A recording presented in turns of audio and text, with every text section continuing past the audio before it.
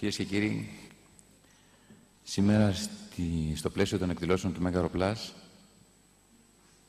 με τη βοήθεια των εκδόσεων ΨΥΧΟΓΙΟΣ και βεβαίως την πολύτιμη βοήθεια της Πρεσβείας του Καναδά,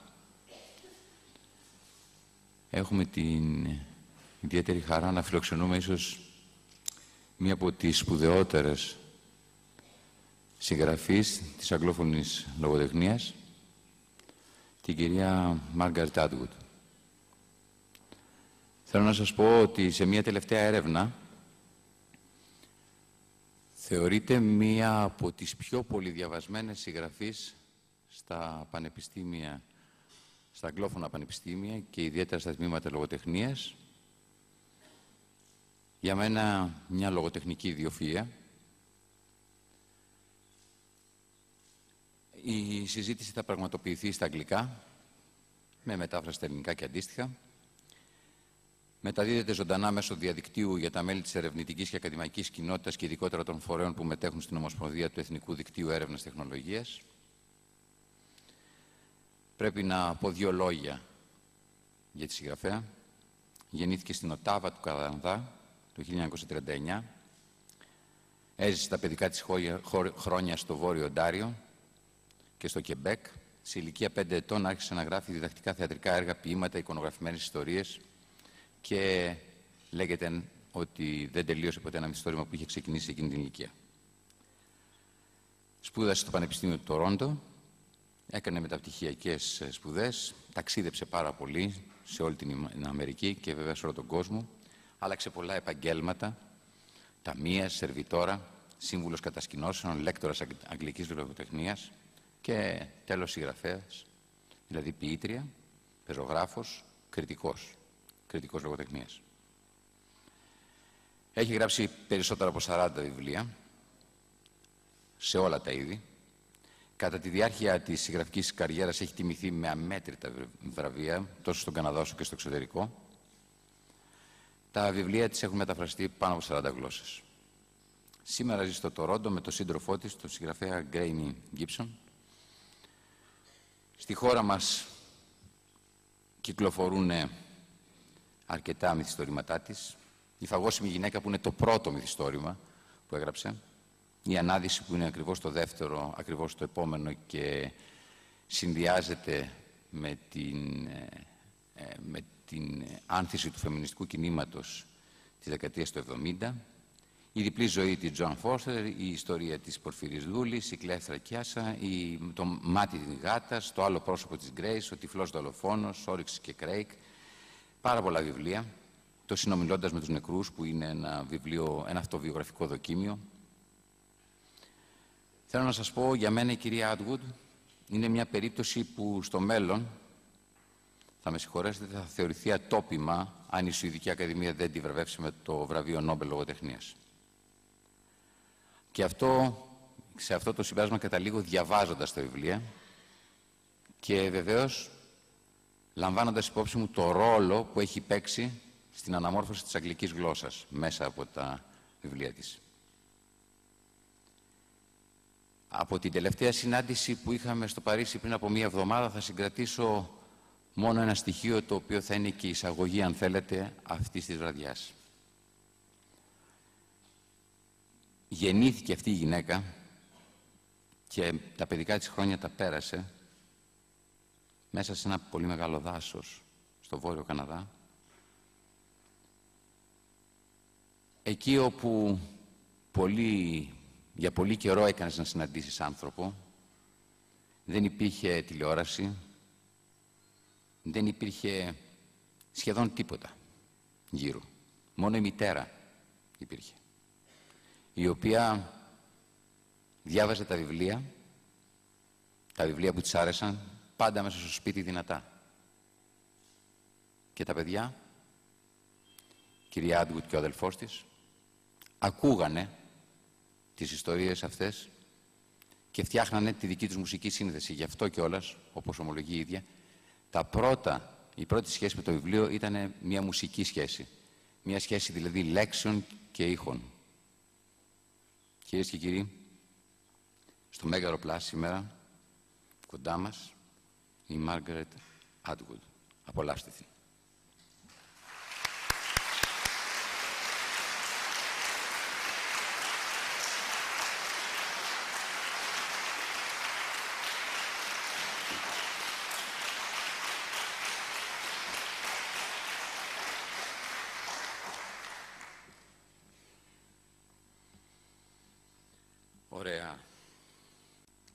Yes. Like that. Yes, it's very lovely, and it's wonderful to be here in Greece for the first time. It's a very big thrill. How will they understand what I just said? They understand. Έχετε εκπρόσωπο και θα σας ενημερώσει αμέσως μετά. Εννοώ το σύζυγό σας. Λοιπόν, πάμε τώρα να δούμε. Γιατί διαλέξατε αυτό το τίτλο για τη σημερινή συνομιλία μας, που είναι η δυστοπία και η ελληνική επιρροή σε αυτές. Σε αυτή. Οι δυστοπίες δηλαδή και η ελληνική επιρροή σε αυτές. Ποια είναι ο βαθύτερος λόγος που κάνετε αυτή την επιλογή? Τι είναι για σας οι δυστοπίες? So I thought you chose it.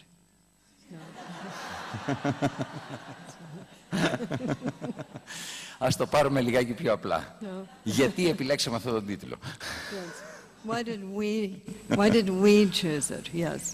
I think we probably chose it because some of the first dystopias and cataclysms that we know about come from ancient Greek mythology and also writing.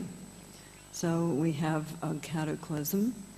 We have several cataclysms. We have the flood of Deucalion, which wiped out all of the people mostly. And then they started anew from that. And we also have the story of Atlantis, which is a combination of a utopia and a cataclysm. So those two stories are very foundational for the genre, and also, of course, Plato's Republic, which for some people is a utopia, and for other people is a dystopia. But it's been very influential. Στον Πλάτωνα θα λέγαμε ότι κυρίως η αλληγορία του σπηλαίου είναι αυτή η οποία θα μπορούσαμε να την εντάξουμε στη δυστοπία, ας πούμε. Αλλά ας ξεκινήσουμε αλλιώς. Ποια είναι η διαφορά για σας μεταξύ δυστοπίας και ουτοπίας? So the difference between dystopia and utopia is that utopias are supposed to be good and dystopias are supposed to be bad. But we know from reading many of them that each utopia contains within itself a little dystopia, and each dystopia contains within itself a little utopia.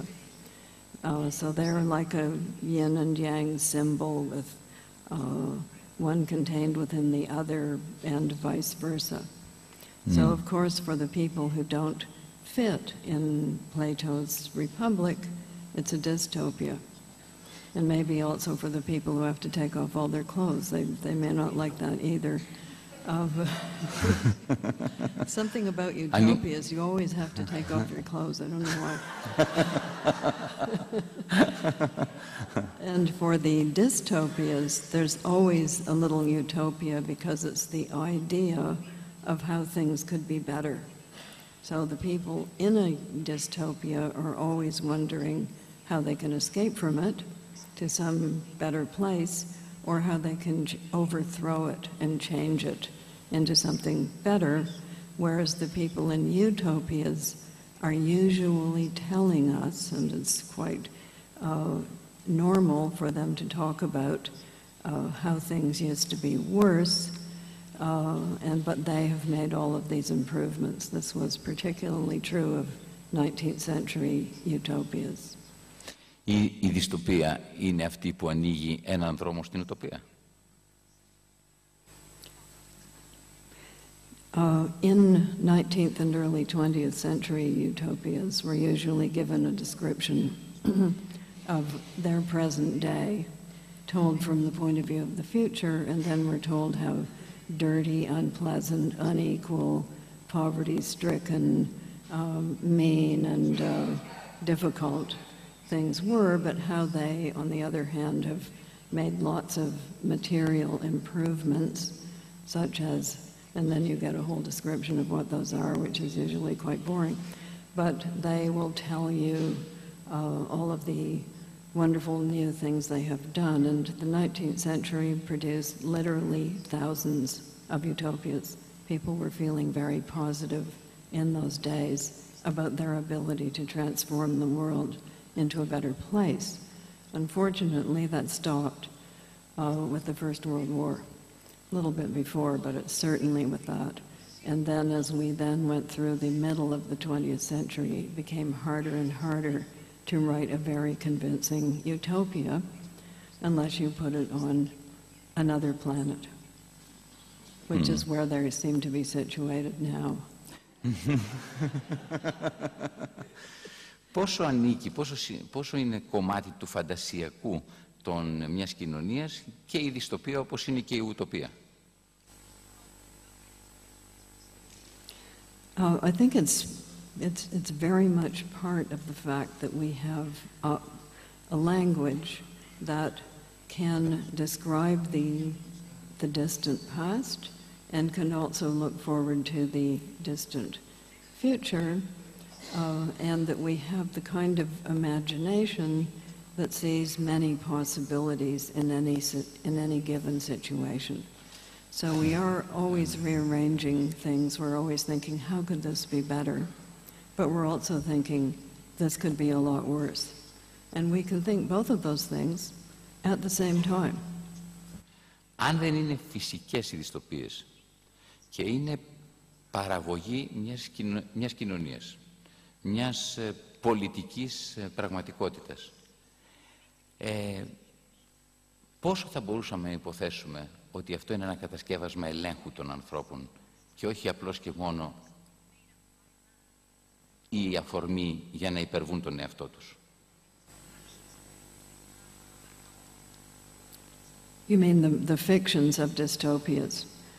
Unfortunately, we've created a lot of real ones.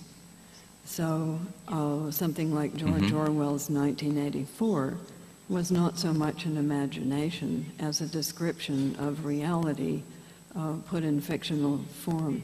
He called it 1984 because it was a reverse of 1948, which was the time about which he was actually writing, and he was writing about dictatorships, particularly in the Soviet Socialist Stalinist Republic of that time. So state control, thought police, all those kinds of things actually existed. He called them by different names and put them in the future, but he was just describing something people had already created. And let us not forget that a number of in fact, no dictatorship ever comes into being without people saying, we're going to make things a lot better. They never say, we're going to make things a lot worse, because then, of course, people wouldn't support them. So they say, we're going to make things a lot better, but first there's this little problem that we have to get out of the way. And usually that little problem involves killing a lot of people. But then you're promised after that, then you can have a utopia.